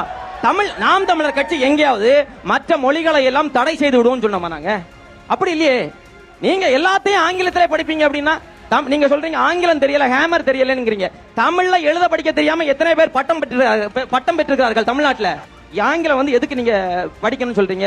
வெளிநாடுகளுக்கு போனோம், மற்றவர்களோடு போனோம். ஏன் இங்க வேலை வாய்ப்பை நீங்க ஏற்படுத்தல? நீங்க இன்ஜினியரிங் வேலை வாய்ப்பு தான் சொல்றீங்க. இப்ப 8 கோடி பேர் தமிழ்நாட்டுல இருக்காங்க. 8 கோடி பேரும் தமிழ்லயே படிச்சா தமிழ்ல எங்க வேலை வாய்ப்பு கிடைக்கும்? பிஇ மெக்கானிக்கல் இருக்கு, பிஇ ஆர்கானிக்கல் இருக்கு, பிஇ கம்ப்யூட்டர் சயின்ஸ் இருக்கு. நீங்க மூச்சை விடாம பேசுனீங்கன்னா நானும் மூச்சை விடாம தான் பேசுறேன். படிக்கணும். கேள்வி உள்வாங்கிக்கோங்க. சீனா விடுங்க. சீனா எதுல படிக்கிறாங்க? சீனா இதுல படிக்கிறாங்க. சரி, சீனா அடிப்படையில இருந்து கொண்டு வராங்கன்னு பேசுங்க. அப்படிதான் நீங்க சீனா அவனுடைய கலை சொற்களை ஆரம்பத்தை உருவாக்கிட்டாங்க. உயர்வானதா கருதுறாங்க. தமிழ்ல என்ன ஆங்கிலத்தை இங்க எல்லாரும் என்ன தமிழ்ல படிக்க கூடாதுன்னு உயர்வானதா நினைக்கிறீங்க. அதான் பிரச்சனை. இந்த உளவியல் நோயில இருந்து வெளியே வாங்க. நீங்க இப்ப நீங்களே இன்ஜினியரிங் படிச்சவர் தான். இப்ப தமிழ்நாட்டுல நம்ம இப்ப இங்கிலீஷ்ல இப்ப தமிழ்லயே படிச்சவர்னு வச்சிருங்க. மெக்கட்ரானிக்ஸ்னா தமிழ்ல என்ன சொல்லுங்க? கஷ்டம் இல்ல. உங்களுக்கு குறை சொல்ல தயவு தப்பா எடுத்துக்காதீங்க. உங்களை மடக்கிறதுக்காக கேட்கல. ஆமா, அமைதி அமைதி அமைதி அமைதி அது 50 ஆண்டு காலம் இல்ல, அது என்னுடைய தோல்வி அல்ல. 50 ஆண்டு காலம் இந்த மண்டை ஆண்டு பொறியியல் பட்டதாரி ஒருத்தனுக்கு எனக்கு பொறியியல் பட்டம் முடித்த எனக்கு மடக்கிறதுக்காக கேள்வி கேட்கல. தமிழ்னா என்ன தெரியாம ஒரு கல்வி முறையை வைத்திருக்கக்கூடிய கலை சொற்களுடைய தேவை இருக்கு. கலை சொற்களை நீங்க உருவாக்கி படிச்சாலும் தமிழை உங்ககிட்ட இப்ப உதாரணத்துக்கு நீங்க ஃபர்ஸ்ட் இயர்ல படிச்சிருப்பீங்க, லேத் பத்தி படிச்சிருப்பீங்க. இப்ப லேத் பத்தி நம்ம படிச்சிருப்போம். ரொம்ப முக்கியமான டாபிக் நம்ம டீடைலா பேசுவோம். இப்ப லேத் அப்படின்னா தமிழ்ல என்ன சொல்றாங்கன்னா சுழற்சி இயந்திரம். அதுல ஒரே ஒரு நிமிஷம் ஒரு கேள்வி கேட்டுறேன். எல்லாரும் நீங்க பேசுறீங்க, 3 நிமிஷம் பேசுறீங்க, நான் 30 செகண்ட் கேள்வி கேட்டேன். இப்ப லேத் அப்படின்னா லேத் மெஷின் இங்கிலீஷ்ல, தமிழ்ல என்ன வருது? சுழற்சி இயந்திரம். ஒருத்தன் இப்ப நான் ராஜேஷ், இப்ப நான் மெக்கானிக்கல் இன்ஜினியரிங் படிக்கிறேன், சுழற்சி இயந்திரம்னே படிச்சுட்டு போயிடுறேன். நாளைக்கு படிச்சுட்டு எனக்கு தமிழ்நாட்டிலே வேலை கிடைக்காது. அப்படியே தமிழ்நாட்டிலே வேலை கிடைச்சாலும் ஜப்பான்ல இருந்தோ ஜெர்மனில இருந்தோ ஒரு கம்பெனி வரணும். அவன்கிட்ட நான் பேசும்போது சுழற்சி எந்திரம்னா அவனுக்கு புரியுமா? ஆங்கிலமும் படிக்கணும், தமிழ் வேணும், தமிழ் வேணும், ஆங்கிலமும் சேர்த்து படிக்கணும். அதான் சொல்றேன், ஆங்கிலமும் வேணும். இல்ல மொழியை நாங்களே கத்துக் கொடுப்போம் தான் சொல்றோம். இல்ல இல்லையே, அப்படிதான். ஆட்சி வரை வரைக்கும் படிங்க. 2016ஆம் ஆண்டு ஆட்சி வரை வரைக்கும் வெளியிட்டோம். அப்போ சொன்னோம் ஆங்கிலம் ஒவ்வொரு பள்ளிக்கூடங்களிலும் நாங்களே உலகத்தரத்தில் ஆங்கிலத்தை தாய்மொழியாக கொண்ட நபர்களோடு ஆங்கிலத்தில் உரையாடக்கூடிய அளவுக்கு புலமை வாய்ந்த மாணவர்களை நாங்கள் உருவாக்குவோம் என்பதுதான் எங்களுடைய வாக்குறுதி. சார் இதை குறுக்கிட விரும்புறாரு, சொல்லுங்க சார். அவர் குறுக்கிடல, அவர் பேசுனதுக்கு நான் பதில் சொல்லணும். இருங்க. 15 ஆண்டு காலம் திறக்கவே இல்லை, மூடி இருக்கு. 15 ஆண்டு காலம் வள்ளவள எடப்பாடு சாலை 15 ஆண்டு காலமாக வரல. ஒவ்வொரு முறை நிதி ஒதுக்குறாங்க, ஆய்வு நடக்குது, வேற ஒண்ணும் நடக்கல. இந்த மினி டைடல் பார்க் இது கொண்டு வரதுக்கான இடம் இது. ஒரு கேள்வி கொண்டு வாங்க. முதல்ல இந்த குப்பை கிடங்கு அகற்றுங்க. வலம்புரி விலையில இருக்கக்கூடிய நாகர்கோயிலுடைய மைய பகுதியில குப்பை கிடங்கு. ஒரு வாய்ப்புல ஒரு கேள்வி கேளுங்க, அது பதில் வாங்கணும். வல்லன்கள குப்பை கிடங்கு நாங்க கொண்டதா? காலங்காலமா கட்டி வச்சிருந்தேன் சார். இப்ப நாங்க தான் மைனிங் பார்க் பத்தி சொல்றாரு. பயோ மைனிங் பண்ணிருக்கு. 5 வருஷமா டைடல் பார்க் வேற நடந்துட்டு சார். இந்த மாவட்டத்தினுடைய சமூக அரசியல் பொருளாதார பின்னணியை என்னை விட தெரிந்தவர் யாரும் இருப்பதற்கு வாய்ப்பில்லை. என்னுடைய அரசியல் அனுபவம் 45 வருஷம். இந்த ஆப்டோசர் பையன் மட்டும் எத்தனை மணி நேரம் பதில் சொன்னா ரெடியா இருக்கு. அவர் சொன்னாரு சீனாக்காரன். இவர் எத்தனை சீனாக்காரன் பேசினாரு? சரி, ஓகே ஓகே. 1000 சீனாக்காரன் சார். எல்லா சீனாக்காரரும் இங்கிலீஷ் தெரியும். இல்ல இல்ல, அது வேணாம். சீனர்களுக்கு ஆங்கிலம் தெரியாது என்று இவர் சொன்னது வேணாம் சார். சீனர்களுக்கு ஆங்கிலம் தெரியாது எப்படி சொல்லலாம்? அது விட்டுறலாம் சார். இங்கிலீஷ் ஆங்கிலம் தவிர்க்க முடியாத ஒரு மொழியாக மாறிவிட்டது. உலகத்தில் இருக்கக்கூடிய எந்த பகுதியில் இருக்கக்கூடிய ஒருவரையும் நாங்க திராவிட முன்னேற்ற கழகம் தமிழ் பரப்புரை கழகம் என்ற ஒன்றை கொண்டு வந்து இன்றைக்கு உலகம் முழுவதும் தமிழை கற்றுக் கொடுத்துக் கொண்டிருக்கின்றோம். அது இவருக்கு தெரிந்திருப்பதற்கு வாய்ப்பில்லை. சரி, ஓகே ஓகே. தமிழ் பரப்புரை கழகத்தை கொண்டது உலகம் பூரா தமிழில் இருந்த சுவடுகள், ஓலை சுவடுகள் போன்றவற்றை 10 லட்சத்திற்கு மேற்பட்ட காப்பீஸ் டிஜிட்டைஸ் பண்ணிருக்கோம். ஓகே ஓகே சார், ஒரு நிமிஷம். தமிழ்நாட்டின் அத்தனை வளங்களையும் டிஜிட்டைஸ் பண்ணிருக்கோம். உலகம் பூரா பார்க்க முடியும். ஓகே ஓகே சார், சார் நீங்க ஐடி டிபார்ட்மெண்ட் உடைய சார் நீங்க சொல்லிட்டீங்க. நான் குறுக்கிடே பண்ணல. நான் குறுக்கிடே பண்ணல. தம்பி சொல்லிவிடுங்க. அவர் கேட்டாரு. Tamil virtual academy, Tamil virtual academy வெப்சைட்ல போய் பாருங்க. சார் பதில் சொல்லிட்டீங்க. ஷாம் இல்ல நியூஸ் தமிழ் ஒரு நிமிஷம் செய்தத படிக்க சொல்ற ஒண்ணுமே பார்க்கல. இல்ல சார், நம்ம கேள்வி சும்மா வந்து ஒரு மணி நேரம் தான் ப்ரோகிராம். சோஷியல் மீடியால ஒரு டாபிக் நம்ம 1/4 மணி நேரம் பேச முடியாது சார். உங்களுக்கு தெரியாது இல்ல. அவர் பேசின தம்பி சொன்னாரு, நீங்க பதில் சொல்லிட்டீங்க. செய்தியாளர் ஷாம் அவர்களை அன்புடன் உள்ளே வரவேற்கிறோம். பொதுமக்களும் சமூக ஆர்வலர்களும் கன்னியாகுமரி மாவட்ட மக்களுடைய அடிப்படை கேள்விகள், அடிப்படை சந்திக்கக்கூடிய பிரச்சனைகள் தொடர்பான கேள்விகளை முன்வைக்கணும்னு ஆசைப்பட்டிருக்கிறாங்க. ரப்பரை பதப்படுத்துவதற்கு எந்த தொழிற்சாலையும் இந்த 60 ஆண்டுகள்ல இந்த 6 சட்டமன்ற உறுப்பினர்களும் எந்த முன்னெடுப்பு எடுக்கல. கன்னியாகுமரியில ரப்பர் தொழிலாளர்கள் ரொம்ப அதிகமா இருக்கு. உங்களுக்கு தெரியும், கிட்டத்தட்ட ஒரு 50,000 ஏக்கர் அளவுக்கு வந்து இங்க ரப்பர் தொழிற்சாலை மரங்கள் இருக்கு அப்படின்னு சொல்றாங்க. தேவையான தொழிற்சாலை அமைக்கப்படல அப்படிங்கிறாங்க. 10 ஆண்டு காலத்துல அதிமுக செய்தது என்ன ரப்பர் தொழிலாளருக்கு? ரப்பர் தொழிலாளர்களுக்கு நம்ம ஏற்கனவே ஒரு ரப்பர் பூங்கா வைக்கிறதுக்காக இடமெல்லாம் ஆர்ஜிதம் பண்ணி அதெல்லாம் நம்ம வந்து சப்மிட் பண்ணியிருந்தோம். ஆனால் சில மாசு கட்டுப்பாட்டு வாரியம் இப்படி பல துறைகளுடைய இடர்பாடுகள் இருந்ததுனால அதை பரப்படுத்த முடியல. இப்ப ரப்பர் தோட்ட தொழிலாளர்களுக்கு நிறைய பிரச்சனை இருக்குன்றாங்க. 2 ஆட்சியாளர்களுமே செய்து கொடுக்கல அப்படிங்கிறாங்க. உங்களுக்கு புரிஞ்சிருக்கும்னு நினைக்கிறேன். கன்னியாகுமரி மாவட்டத்தில் ரப்பர் தொழிற்சாலை அமைப்போம் என்பது திமுகவினுடைய இந்த வாக்குறுதி. அதிமுகவும் தொடர்ந்து தான் சொல்லிட்டு வர்றாங்க. சமீபத்திலே வனத்துறையினுடைய அமைச்சர் மதிப்பிற்குரிய ராஜகண்ணப்பன் அவர்கள் வருகிற போது பத்திரிகையாளர்கள் இது குறித்த கேள்வி எழுப்பிய போது அவர் என்ன சொன்னார்னா, அதெல்லாம் ஒண்ணும் கொண்டு வர முடியாதுங்கிறாரு.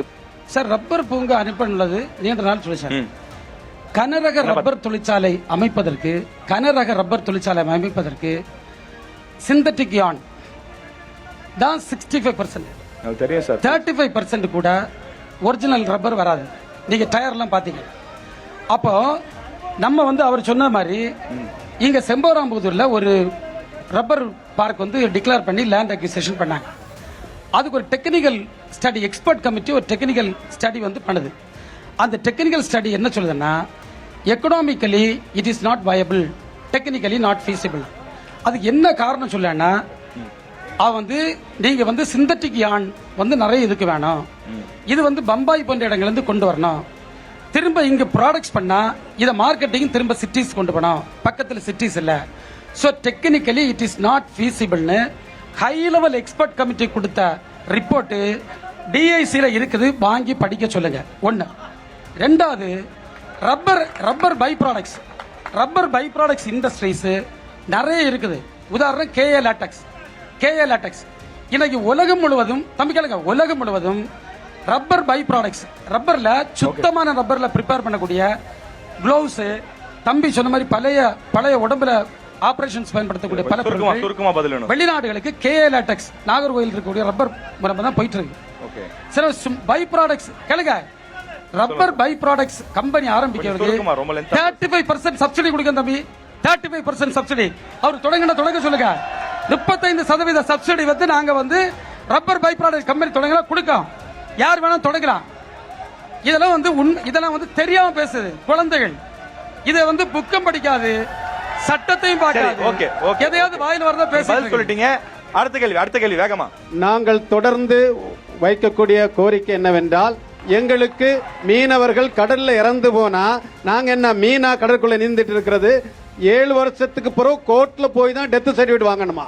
1 வருஷத்துக்குள்ள டெத் சர்டிபிகேட் இந்த அரசால முடியாது அப்படின்னு சொல்றாங்க. உங்களுக்கு வாய்ப்பு இருக்கு. கடலில் காணாமல் போன மீனவர்களுக்கு என்ன பார்த்து பேசுங்க. இறப்பு சான்றிதழ்கள் 7 ஆண்டுகள் ஆகுது. அதுக்கப்புறமா நீதிமன்றத்தில் போய் வழக்கு தொடர்ந்து அவங்க வாங்கணும். இன்னும் 200க்கும் மேற்பட்டவர்களுக்கு இறப்பு சான்றிதழ் கொடுக்கப்படாமல் இருக்கிறது.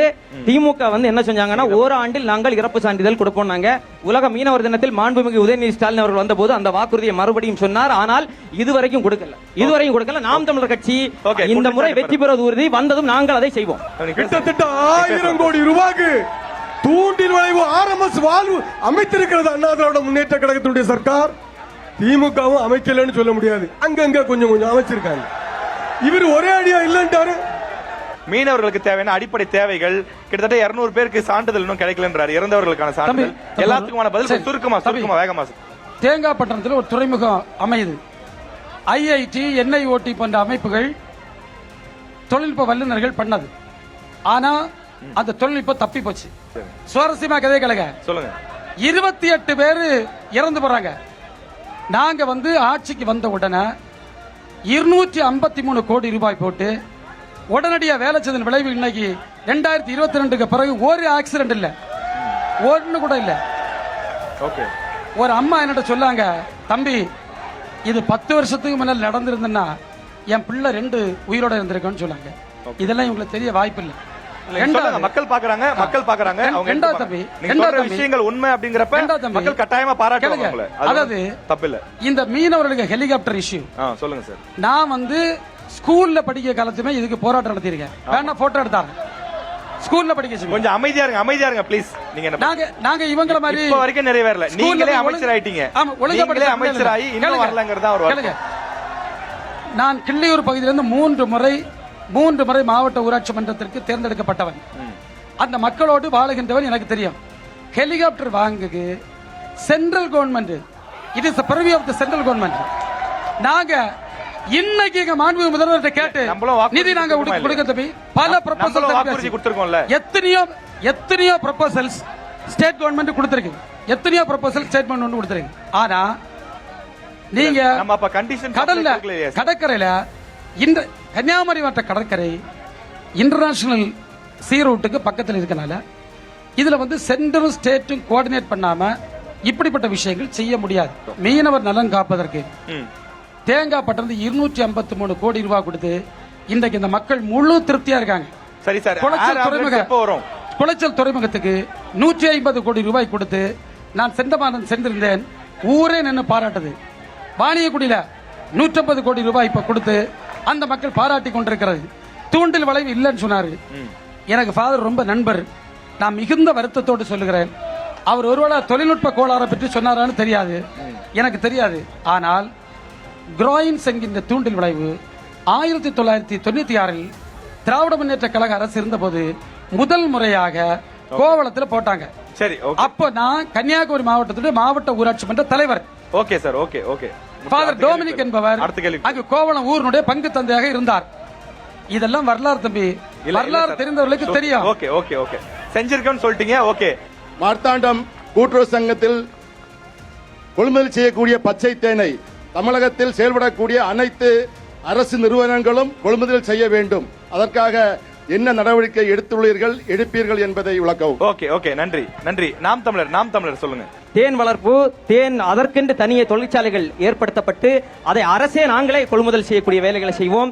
அதற்கு பயிற்சி கொடுக்கக்கூடிய பயிற்சியை கொடுப்போம். வேலை வாய்ப்புகளை ஏற்படுத்தி கொடுப்போம். மார்த்தாண்டம் தேன் உலகம் முழுக்க சர்வதேச அளவில் ஏற்றுமதி செய்வதற்கான அத்தனை வேலைகளையும் நாம் தமிழர் அரசு உறுதியாக செய்து கொடுக்கும். ஓகே. நன்றி. அதிமுக சார்பில் சொல்லுங்க சார். கடந்த காலங்களில் இதுக்கு என்ன நடவடிக்கை எடுத்திருக்கீங்க? நீங்கள் சொல்லக்கூடிய வாக்குறுதி என்ன இவர்களுக்கு? இங்கே ஒரு ஆராய்ச்சி மையம் வேண்டும் அப்படின்னு சொல்லி எங்களுடைய கன்னியாகுமரி சட்டமன்ற உறுப்பினர் அண்ணன் தளவாய் சொன்ன இடத்துல நாங்கள் எதிர்கட்சியா இருந்தா கூட நீங்க கொண்டு ஒரு அப்ளிகேஷன் கொடுத்திருந்தா அது இப்ப நடைமுறைக்கு வந்திருக்குமே. ஏன் தெரியுமா அதெல்லாம் செய்யல? நீங்க முதல்ல ஒண்ணும் இல்ல, இப்ப ஒண்ணும் கெட்டு போகல. அதுக்கான அப்ளிகேஷன் எழுதுங்க. நேர தோவாளையில தலைவர் இருக்காரு, அவரிடத்துல கொண்டு இந்த அப்ளிகேஷனை கொடுங்க. வரக்கூடிய ஆட்சியில் கண்டிப்பாக உங்களுக்கு இது செய்து தரப்படும் என்ற உறுதியை இந்த மக்கள் மன்றத்தின் முன்பாக அளிக்கிறேன். சரிங்க சார். நன்றி சார். சார் அமைச்சர் சார், நீங்க நம்ம அந்த 5 வருஷத்துல என்ன நடவடிக்கை எடுத்திருக்கோம், என்ன பண்ண போறோம்? தம்பி, அதாவது தேன் கூட்டுறவு சங்க சட்டப்படி அந்த கூட்டுறவு உற்பத்தியாளர் சங்கம் இருக்கு. அந்த சங்கத்தினுடைய தற்போதைய தலைவர் எங்க திமுக இல்ல, அவர் ஒரு மாற்று கட்சியை சார்ந்தவர். ஒரு கூட்டுறவு சங்கத்தினுடைய சட்ட விதிகளுக்கு உட்பட்டு அந்த போர்ட் ஆஃப் டைரக்டர்ஸ் ரூல் படி செயல்படும். இப்படிப்பட்ட சின்ன சின்ன கம்ப்ளைண்ட்ஸ், அதாவது என்னன்னா இப்ப தேன் கொள்முதல்ல சில காலதாமதம் நடக்குது. அதே மாதிரி ஈரப்பதம் அளவு இங்க கொஞ்சம் கூடுதலா இருக்கும். இந்த ரெண்டையும் ரிலாக்ஸ் பண்ணி எங்கள்கிட்ட கோரிக்கை வரும். 4 ஆண்டு காலம் என்னிடத்தில் கோரிக்கை வந்திருக்கிறது. 4 ஆண்டு காலமும் அந்த கோரிக்கையை நாங்கள் தீர்த்து வைத்திருக்கிறோம். அந்த ஈரப்பதத்துக்கு கன்னியாகுமரிக்கு எக்ஸப்ஷன் கொடுத்திருக்கோம். அதே போன்று கொள்முதல் வாங்க கூடுதல் வாங்கினா அடிஷனல் ஸ்டாக்கும் வாங்கி வச்சிருக்கோம். அந்த தேனுக்கான மானியம் கொடுப்பதிலே ஒன்றும் பிரச்சனை இல்லை. இந்த கூட்டுறவு சங்கங்களை பொறுத்தவரை அந்த கூட்டுறவு சங்கத்தில் தேர்ந்தெடுக்கக்கூடிய பிரதிநிதிகளுக்கும் அந்த நிர்வாகத்தில் ஒரு முக்கிய பங்கு இருக்கு. நான் அன்புக்குரிய தோழர்கிட்ட சொல்லுங்க சார், அங்க ஒரு நல்ல நிர்வாகத்தை அவங்க எல்லாம் சேர்ந்து கட்டமைக்கணும். கட்டமைச்சாலே அந்த தேன் கூட்டுறவு சங்கத்தை மிகப்பெரிய அளவு கொண்டு போகலாம். அதுக்கு ஒன்றும் இன்டர்நேஷனல் பிளானிங் எல்லாம் தேவையில்லை. அந்த கூட்டுறவு சங்கம் நீண்ட நெடுங்காலமாக ஒரு நபருக்கு கையில சிக்கி பல்வேறு பிரச்சனைகளை சந்தித்துக் கொண்டிருக்கிறது. இப்போதும் அவர் பதவி நீக்கம் செய்யப்பட்டவர். அதனால அவருக்கு ஒய்ஃபை அங்க பிரசிடண்டா வச்சுக்கிட்டு இல்ல சார், அவர் சரியா நடவடிக்கை எடுக்கலன்னா ஆட்சியே நமக்கு தாங்க. முதலமைச்சர் அவரு, நீங்க அமைச்சர், நீங்க நேரடியா போய் சிஎம் எப்ப வேணா பாக்கலாம். தம்பி சட்டமன்ற உறுப்பினரா இருந்தா கூட தம்பி ஒரு நிமிஷம் இல்ல சார், பள்ளிக்கூடத்துக்கு பில்டிங் போட்டா ஸ்டே கொடுக்குது நீதிமன்றம். என் வீட்டுக்கிட்ட ஒரு பள்ளிக்கூடம் சார், குழந்தைய படிக்க பள்ளிக்கூடத்துக்கு ஒரு கட்டடத்துக்கு நிதி போட்டதா நீதிமன்றம் ஸ்டே கொடுத்திருக்கு. இல்ல சார், இந்த தேன் கூட்டுறவு சொசைட்டில எத்தனை ஸ்டே இருக்குன்னு அவர்கிட்ட கேளுங்க. எத்தனை கோர்ட் டைரக்ஷன் சரி, நீதிமன்ற வழக்குகள் இருப்பதனால வழக்கு அது இது நீங்க ஓகே ஓகே ஓகே சார், முடிச்சலாம். அடுத்து போயிடலாம். ஒண்ணும் பிரச்சனை. இப்ப தேன் சம்பந்தப்பட்ட ஒரு கேள்வி மக்கள் பார்த்துட்டு இருக்காங்க. அதாவது தம்பி சொன்னாரு, நாங்க உள்ளூர் பொருளாதார வழக்குக்கு நாங்க பயங்கரமான அக்ரி திட்டம். எங்களுடைய திட்டமும் அதாவது எக்கனாமிக்கலி வயபிள் அக்ரிகல்ச்சர் எங்களுடைய ட்ரீம்லயும் இருக்குது. நாங்களும் அதை பேசிக்கிட்டு இருக்கோம். உங்க அண்ணன் பேசுறாரு, ப்ளீச்சிங் பவுடர் ஆளும் தரப்புல நீங்க இருக்கறனால சார் செய்ய வேண்டிய இடத்துல நீங்க இருக்கறனால உங்களுக்கு நேரம் கொடுக்க வேண்டிய தேவை இருந்தது.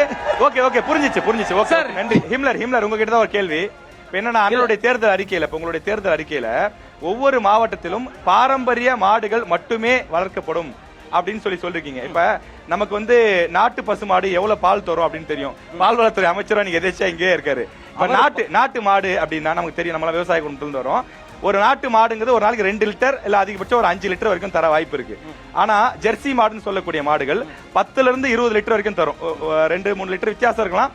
10 இருந்து 20 லிட்டர். நீங்க நாட்டு மாடு மட்டுமே வளர்ப்போம் அப்படின்னு சொன்னா வெண்மை புரட்சின்னு ஒண்ணு 1970 எதுக்காக கொண்டு வந்தாங்க? ஏன்னா இன்னைக்கு மக்கள் தொகை பெருகிடுச்சு. நாட்டு மாடு கொடுக்கக்கூடிய பால் இவ்வளவு பெரிய மக்கள் தொகைக்கு போதுமானதா இருக்குமா?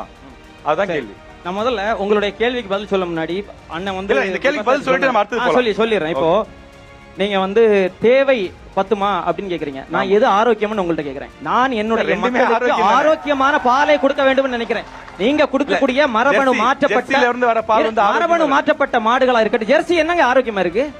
ஜெர்சி மூலமாக அவ்வளவு நோய், சர்க்கரை வியாதி தொடங்கி பலவிதமான நோய்களையும் பரப்பக்கூடிய ஜெர்சி மாடுகளை ஒழிப்போம். நாட்டு மாடுகளை மீட்டெடுத்து ஆரோக்கியமான பாலை நாங்கள் உற்பத்தி செய்வோம், அதை சந்தைப்படுத்துவோம்.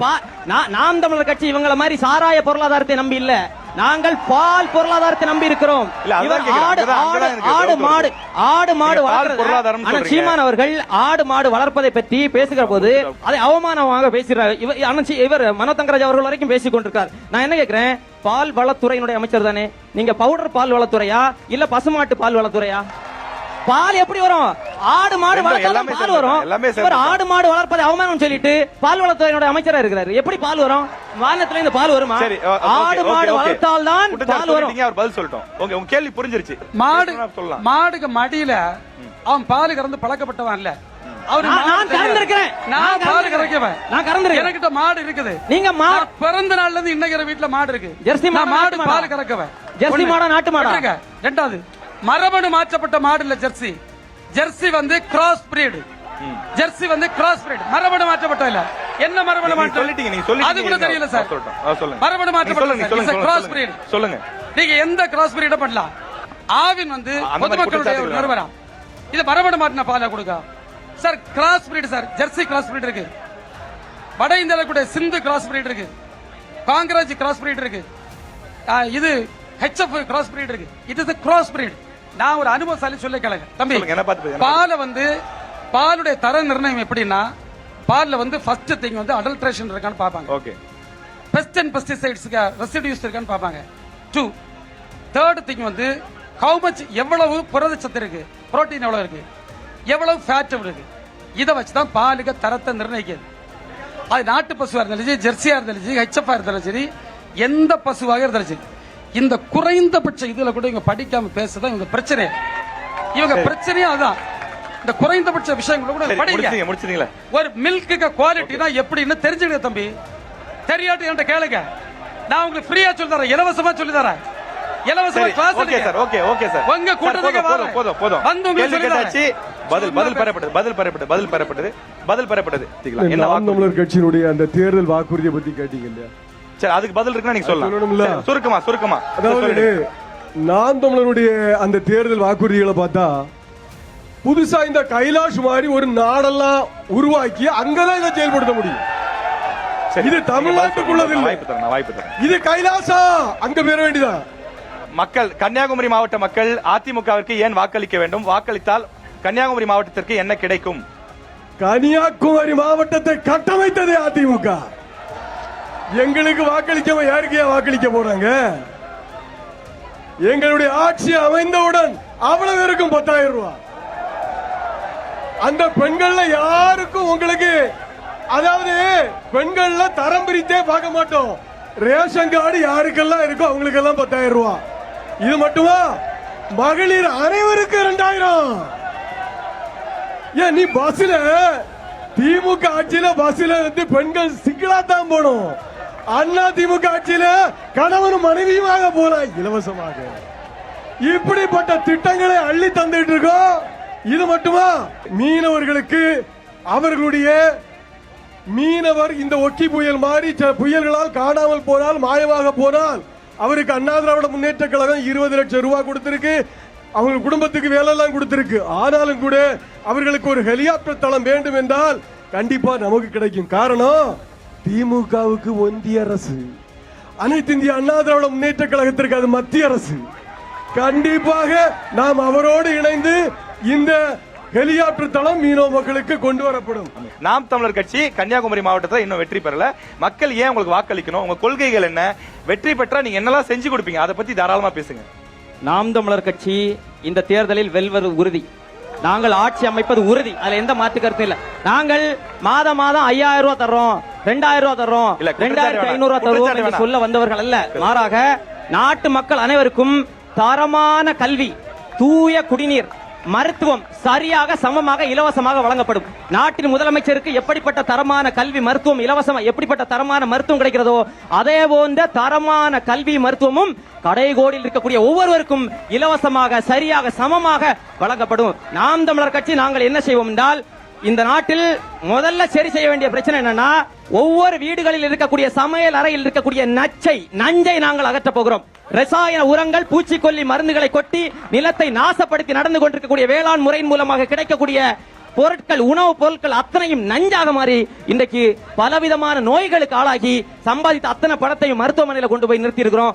மிகப்பெரிய பிரச்சனை. நாம் தமிழர் அரசு அமைந்ததும் இயற்கை வேளாண் முறை மீட்டெடுக்கப்பட்டு நாட்டு மக்கள் அனைவருக்கும் ஆரோக்கியமான உணவுப் பொருளை கொடுப்போம். அடுத்ததா சார், திமுக சார்பில் நீங்கள் சொல்லக்கூடிய வாக்குறுதி? என்னுடைய வாக்குறுதி என்பது, நாங்க வந்து சொல்லுங்க சார். இந்த நெய்யாறு இடதுகரை கால்வாய் உள்ளிட்ட பட்டணம் கால்வாய் உள்ளிட்ட இங்க இருக்கக்கூடிய அனைத்து கால்வாய்களுக்கும் ஒரு டிபிஆர் பண்ணுவதற்கு வேப்கோல்ஸ் என்கிற நிறுவனத்திடம் 5 கோடி ரூபாய் செலவில் எஸ்டிமேட் கொடுத்து அவங்க பிப்ரவரி மாசம் டிபிஆர் தந்திருக்காங்க. அதை வந்து ஸ்டேட் கவர்மெண்ட் ஃபார்மலா அக்ரி பண்ணிருக்கு. அவ்வளவு அந்த சேனல்ஸையும் நாங்க வந்து சரி பண்ணுவோம்ல அவங்க வந்து நாங்க சொல்லுவோம். ஒண்ணு சொல்லுங்க. கன்னியாகுமரிக்கு என்னெல்லாம் கிடைக்கும்? மாணவர்களுக்கு என்ன கிடைக்கும்? நாங்க வழியில சொல்ல, அதாவது வந்து டைவர்சிஃபைடு சஸ்டைனபிள் டூரிசம். நமக்கு பலதரப்பட்ட டூரிசத்திற்கு இங்க வாய்ப்பு இருக்கு. நாங்க அடிக்கல் நாட்டி இருக்கோம், போட்டிருக்கோம், ஒரு திட்டங்கள் கொண்டு இருக்கோம். அதை தொடர்ந்து எல்லா தரப்பு அந்த டூரிசத்தையும் ப்ரமோட் பண்ணாக்கு கன்ஸ்ட்ரக்டிவான வேலைகள் நடக்கும். அது கன்னியாகுமரிக்கு மாஸ்டர் பிளான் தயாரிச்சிருக்கோம், பல இடங்களுக்கு மாஸ்டர் பிளான் தயாரிச்சிருக்கோம். அதை நாங்க பண்ணிட்டு இருப்போம். ரெண்டாவது, ரெசிலியன்ட் கோஸ்டல் எக்கானமி, அதாவது கடலோர மக்களுக்கு நல்ல அவங்க பொருளாதார வளர்ச்சி பெறுவதற்கான நிறைய கட்டமைப்புகள் இப்போது பண்ணியிருக்கின்றோம். தொடர்ந்து அந்த கட்டமைப்புகளை பெருக்கி அவர்களுக்கான அந்த ரெசிலியன்ட் கோஸ்டல் எக்கானமி அதை உருவாக்குவதற்கு முழு முயற்சி எடுப்போம். அதே போன்று ஆர்கிடெக்சர் இன்ஃப்ராஸ்ட்ரக்சர்ஸ், அடிப்படை கட்டமைப்பு வசதிகளை உலகத்தரத்தில் ஏற்படுத்தி இன்னோவேஷன்ஸ், இன்வென்ஷன்ஸ் போன்றவற்றையும் ஐசிடி நிறுவனங்களை கொண்டு வருவதற்கான முயற்சிகளை மேற்கொள்வோம். கடைசியாக மெட்ரோ மாடர்ன் ஹியூமன் ரிசோர்சஸ், அப்படி என்றால் இன்றைக்கு இருக்கக்கூடிய திறன்கள் போதாது. இன்றைக்கு வளர்ந்து வருகின்ற நாட்டில் தொழில்நுட்ப யுகத்தில் பல்வேறு தொழில்கள் வந்துட்டு இருக்கு. அந்த தொழில்நுட்பங்களை ஏஐ, அதே பண்ணி டேட்டா அனலிட்டிக்ஸ், ரோபாட்டிக்ஸ், ட்ரோன், இப்படி இருக்கக்கூடிய பல்வேறு அவற்றை கண்டுபிடிச்சு இப்போதே நான் முதல்வர் திட்டத்தின் மூலமாக நாங்கள் ஃபியூச்சர் ஸ்கில்ஸ்னு ட்ரைனிங் எக்கச்சக்கமாக கொடுத்துட்டு இருக்கோம். அதை கன்னியாகுமரி மாவட்டத்தில் இன்னும் மேம்படுத்தி கொடுப்போம். லட்சம் இளைஞர்கள், நான் சொல்லுகிறேன், நான் ஐடி துறையில் அமைச்சராக இருந்தபோது நான் பொறுப்பேற்ற நேரத்தில் 7,80,000 பேர் ஐடியில் வேலை செய்து நான் தமிழ்நாடு செக்டார். நம்முடைய மாண்புமிகு முதல்வருடைய வழிகாட்டுதல்ல நான் 2 ஆண்டுகால பொறுப்பேற்று விட்டு வெளியே வருகிற நேரத்தில் 10,02,000 பேர் வேலை பார்த்தார்கள். அதுதான் இந்த அரசின் சாதனை. எனவே அனைத்து இளைஞர்களுக்கும் வேலை கொடுப்பதற்கான அத்தனை வேலைகளை நாங்கள் முறையாக கன்ஸ்ட்ரக்டிவா பண்ணுவோம். எல்லா திட்டமும் எங்களிடத்தில் இருக்கிறது.